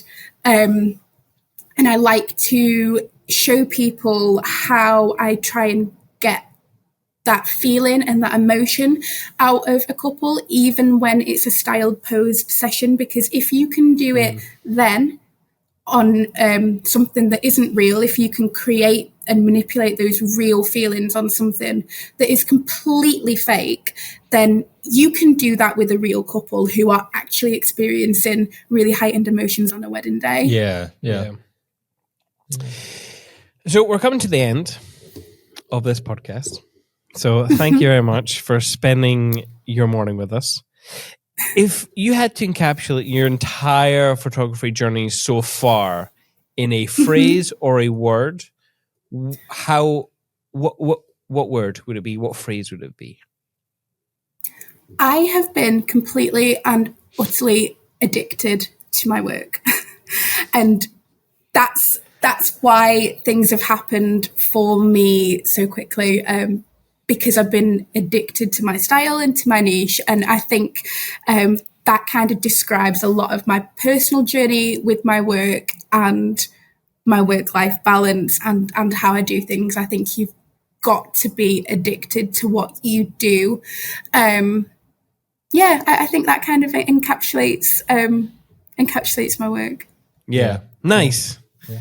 And what about one, like, if someone was to take one thing away from this episode, what would be your key piece of advice for anybody sort of new to the industry?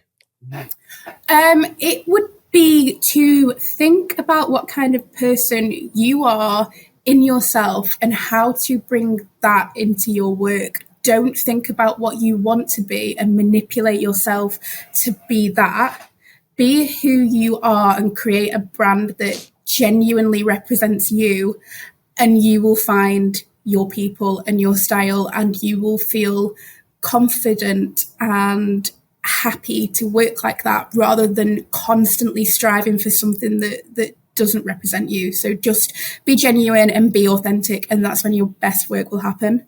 Yeah, I love that. I think it's also good advice just for trying to get the work-life balance, the elusive work-life balance. Like, be true to yourself, because otherwise it feels forced. Yeah.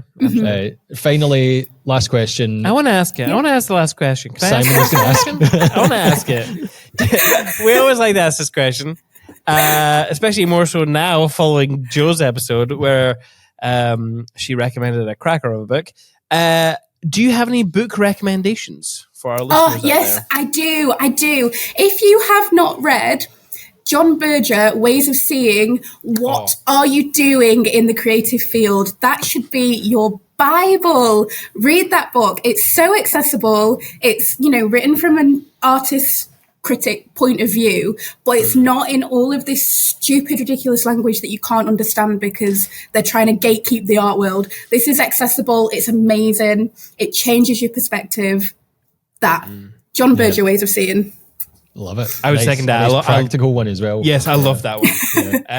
Haven't. I think it might be sitting over in that corner. I was looking over. Yeah. I think it's over in that corner there. Yeah. Well, thank you very much again. Where can people find you online? Where can they see your work? So you can find me at Esme Whiteside Photography on Instagram.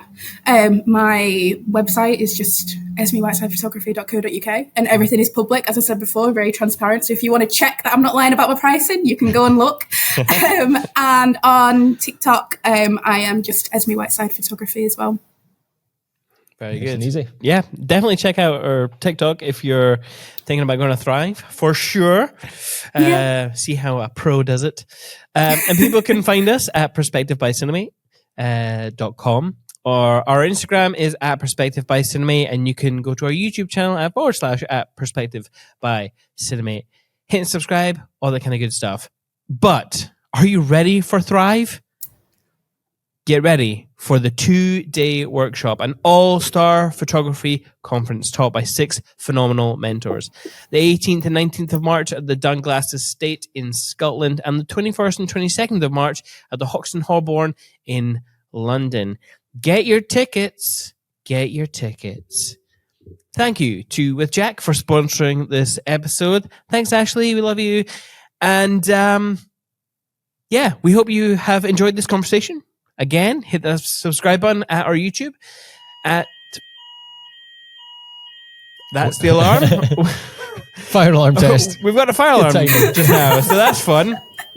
I'm going to wait until it stops before I continue talking. If anyone's driving, listen to this. It's not an ambulance behind you. Pull over. Okay, I'll start that again. We hope you have enjoyed this conversation.